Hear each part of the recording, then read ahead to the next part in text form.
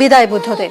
সকালে আজ piece world থেকে শেষ যাত্রা শুরু হয়। বিধানসভায় নিয়ে যাওয়া হয় রাজ্যের প্রাক্তন মুখ্যমন্ত্রী বুদ্ধদেব ভট্টাচার্যের মরদেহ। সেখানে তাকে শেষ শ্রদ্ধা জানানো হয় এবং তারপর সেখান থেকে এই মুহূর্তে তার মরদেহ রওনা দিয়েছে আলিমুদ্দিন স্ট্রিটে সিপিআইএম এর রাজ্য সদর দফতরের উদ্দেশ্যে। দুপুরে দীনেশ মজুমদার ভবন হয়ে বিকেলে এনআরএসে দেহদান প্রাক্তন মুখ্যমন্ত্রী। বিধানসভা থেকে আলিমুদ্দিন স্ট্রিটের উদ্দেশ্যে এই মুহূর্তে কনভয়। একেবারে শেষ পার তার অপেক্ষায় আলিমুদ্দিন স্ট্রিটের দলীয় কার্যালয়।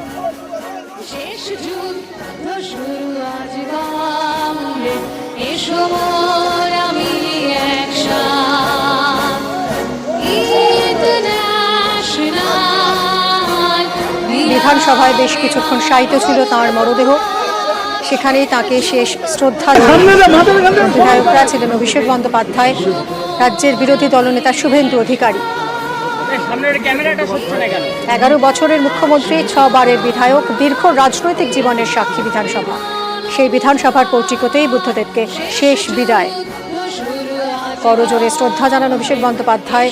মাল্যদান করেন বিধানসভার স্পিকার বিমান বন্দ্যোপাধ্যায়। শোভনদেব চট্টোপাধ্যায়, ফিরহাদ হাকিম, তাদের পাশাপাশি ছিলেন বিরোধী দলনেতা শুভেন্দু অধিকারীও।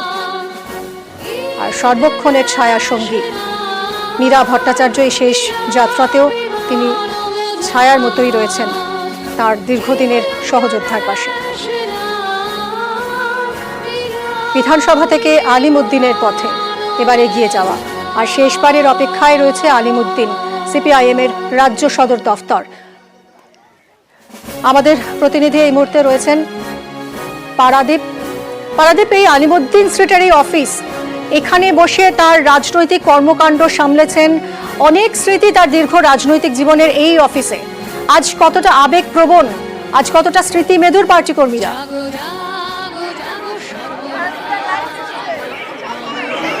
একদমই, আমি তোমার ছবিটা দেখাবো। আজ সকাল থেকে আলিমুদ্দিন তার প্রিয় কমরেডকে শেষ যাত্রায় একবার শেষ দেখার জন্যই আলিমুদ্দিন স্ট্রিটের মুজাফফর আহমেদ ভবনে কিন্তু কাতারে কাতারে মানুষ তারা জড়ো হয়েছেন।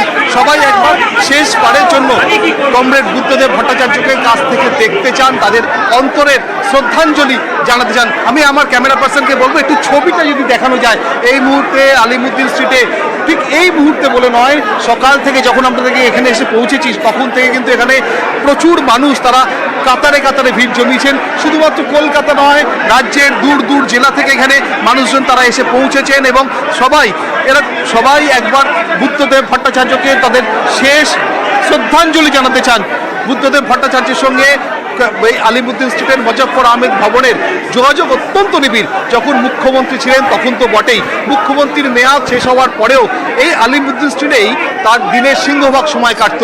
আমি কালকে এখানে গল্প শুনছিলাম যে এখানে এসে তার জন্য তিনি যখন মুখ্যমন্ত্রী ছিলেন অর্থাৎ 2000 থেকে 2011, এই 1 দশকেরও বেশি সময়, সেই সময়ের কালে সেই মেয়াদে তার জন্য একটি নির্দিষ্ট ঘর ছিল তার বসার জন্য। কিন্তু বুদ্ধদেব ভট্টাচার্য একেবারে সাধারণ মানুষের মতো, সাধারণ বাম কর্মীর মতো তিনি এখানে আসতেন আলিমুদ্দিন স্ট্রিটে এবং দিনের একটা বড় সময় তিনি এখানে সাধারণ মানুষের মতো যে আলিমুদ্দিন স্ট্রিটের মুজাফফর আহমেদ ভবনে যে অফিস ঘর, সেই অফিস ঘরে বসে সাধারণ যারা কর্মী, এখানকার যারা এখানে অফিসের স্টাফ, তাদের সঙ্গে বসতেন, আড্ডা দিতেন, সেখানে তাদের সঙ্গে তাদের খোঁজ খবর নিতেন এবং অধিকাংশ সময়টাই তার কাটতো সেই অফিস ঘরে, আর নাহলে সেক্রেটারিয়েটের জন্য বরাদ্দ সেই ঘরে।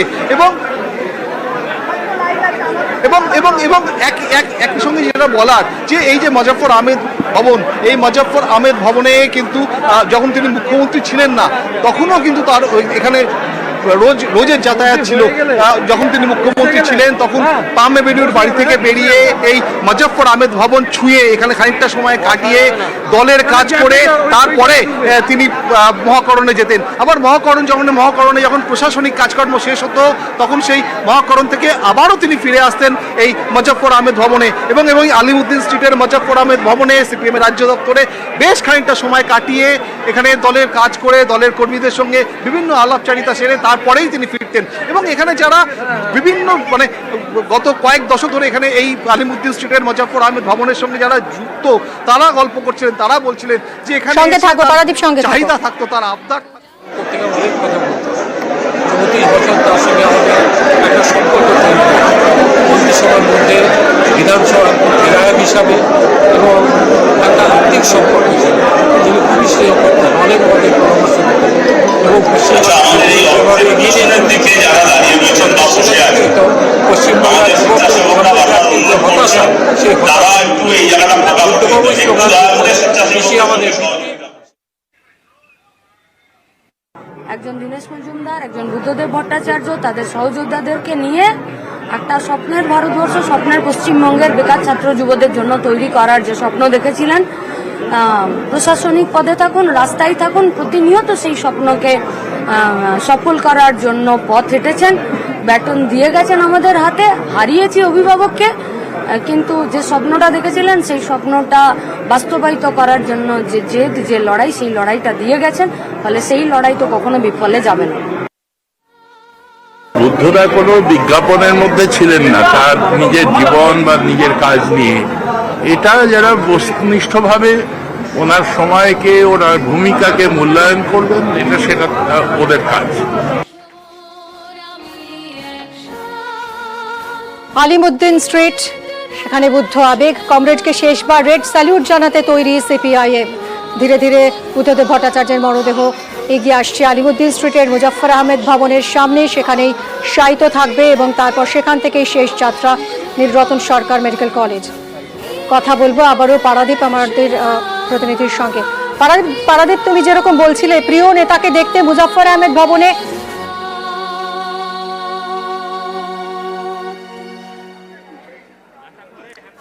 প্রিয় নেতাকে দেখতে মুজাফফর আহমেদ ভবনে দলে দলে কর্মী সমর্থকরা এসেছেন, চোখে জল, হাতে ছবি, মালা, পতাকা, সব মিলিয়ে কি আবহ এই মুহূর্তে? এই মুহূর্তে বৃন্দা কারাতে তুমি দেখতে পাচ্ছ বৃন্দা কারাতের ছবি। বৃন্দা কারাত, আমি আমার ক্যামেরা পার্সনকে বলবো তুমি যেখানে দেখো কমরেড বুদ্ধদেব ভট্টাচার্য লাল সালাম বলে একটা বোর্ড টাঙানো হয়েছে এবং তার ঠিক নিচে এখনই আমরা দেখতে পাচ্ছি মোহাম্মদ সেলিম রয়েছেন, বিমান বোস তিনি এসে পৌঁছলেন এবং বৃন্দা কারাত তিনি এসেছেন এবং যত সময় এগিয়ে আসছে আমরা দেখতে পাচ্ছি সিপিএম নেতা নীলোৎপল বসু তিনি রয়েছেন। অর্থাৎ শুধুমাত্র সিপিএম কর্মী রাজ্যের বিভিন্ন জেলা থেকে তারা শুধু এসেছেন এমন নয়, রাজ্য নেতৃত্ব তারাও এসে পৌঁছেছেন এবং সবাই একবার শেষবারের জন্য তারা তাদের প্রিয় কমরেড বুদ্ধদেব ভট্টাচার্যকে কাছ থেকে দেখতে চাইছে, একবার শেষ অন্তরে শ্রদ্ধাঞ্জলি নিবেদন করতে চাইছেন। এবং আমি সেই ছবিটা আরও একবার আমার ক্যামেরা পার্সনকে বলবো তুমি দেখো যে ঠিক আলিমুদ্দিন স্ট্রিটে মুজাফফর আহমেদ ভবনে ঠিক সিঁড়ি থেকে নেমে যে জায়গাটা লন রয়েছে, সেই লনে বুদ্ধদেব ভট্টাচার্যের তার মরদেহ শায়িত থাকবে সেরকম একটা ব্যবস্থা করা হয়েছে। এবং যেমনটা বলছিলাম যে সকাল থেকে দূর দূরান্ত থেকে বিভিন্ন জেলা থেকে মানুষজন তারা আসছেন। আমি অনেকের সাথে কথা বলছিলাম, তারা বলছেন যে আজকের দিনটা অন্তত ঘরে বসে থাকা যাবে না, তারা এই আজকের দিনটার জন্য তারা সকাল থেকে বেরিয়ে এসেছেন। কেউ বা নদিয়া থেকে এসছেন, কেউ মুর্শিদাবাদ থেকে এসছেন, কেউ বর্ধমান থেকে এসছেন, কেউ বা বাঁকুড়া থেকে এসছেন। সবাই একবার শেষ অন্যায় করা হয়েছিল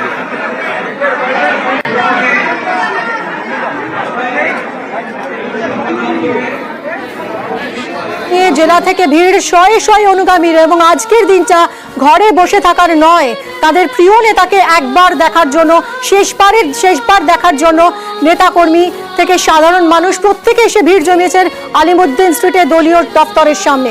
পারাদীপ, তুমি যেরকম বলছিলে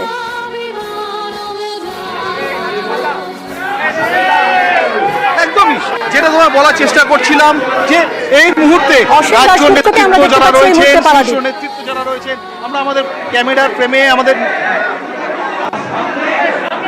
তারা যেমন একদিকে রয়েছেন, অন্যদিকে আলিমুদ্দিন স্ট্রিটের মুখ থেকে কাতারে মানুষ তারা অপেক্ষা করছেন যে কখন বুদ্ধদেব ভট্টাচার্যের শেষ যাত্রা, সেই যাত্রা আলিমুদ্দিন স্ট্রিটে এসে পৌঁছবে এবং সেখান থেকে তারা একদম শেষ যাত্রায় তাদের প্রিয় কমরেডকে তারা মুজাফফর আহমেদ ভবনে পৌঁছে নিয়ে আসবেন। সেই জন্য কিন্তু আলিমুদ্দিন স্ট্রিটের মুখে অনেক অসংখ্য মানুষ তারা অপেক্ষা করছেন এবং এই যে একটা প্রস্তুতি কমরেডকে আমরা বলি না যে বিসর্জনের মধ্যেই আবাহন মিশে থাকে, তাই কমরেড বুদ্ধদেব ভট্টাচার্য তাকে শেষ যাত্রায় আরও একটা কাছ থেকে দেখার একটা আকুতি এখানে কাজ করছে। আমি বলছিলাম যে তোমাকে যে বুদ্ধদেব ভট্টাচার্য তার সঙ্গে আলিমুদ্দিন স্ট্রিটের এই মুজফ্ফর আহমেদ ভবনের তার যোগাযোগ অত্যন্ত নিবিড়। 1966 সালে বুদ্ধদেব ভট্টাচার্য প্রথমবার তিনি সিপিএম পার্টির প্রাথমিক সদস্য হন এবং 1968 সালে তিনি ডিওয়াইএফ এর সম্পাদক হন এবং ঠিক তখন থেকেই পার্টির সঙ্গে তার নিবিড় যোগাযোগ। একটা সময় খাদ্য আন্দোলনের সঙ্গে তিনি জড়িত ছিলেন এবং 1981 সালে যখন আলিমুদ্দিন স্ট্রিটে এই মুজফ্ফর আহমেদ ভবন প্রতিষ্ঠা হয় তখন বুদ্ধদেব ভট্টাচার্য ডিওয়াইএফআই অর্থাৎ আজকের যে যুব সংগঠন, বামপন্থী যুব সংগঠন, সেই যুব সংগঠনে তিনি সম্পাদক ছিলেন। অর্থাৎ বোঝাই যাচ্ছে আজকে তার সঙ্গে তার নেতৃত্বে একটা সময় যারা ছাত্র যুব আন্দোলন করেছেন তাদেরও অনেকে এসেছে এবং প্রত্যেকেই আজ স্মৃতি মেদুর, প্রত্যেকেরই আজ চোখে জল। শেষ শ্রদ্ধা জানাতে তারা এসেছেন আলিমুদ্দিন স্ট্রিটের এই মুজফ্ফর আহমেদ ভবনে। আর কিছুক্ষণই প্রবীণ থেকে প্রবীণ সকলেই প্রস্তুত।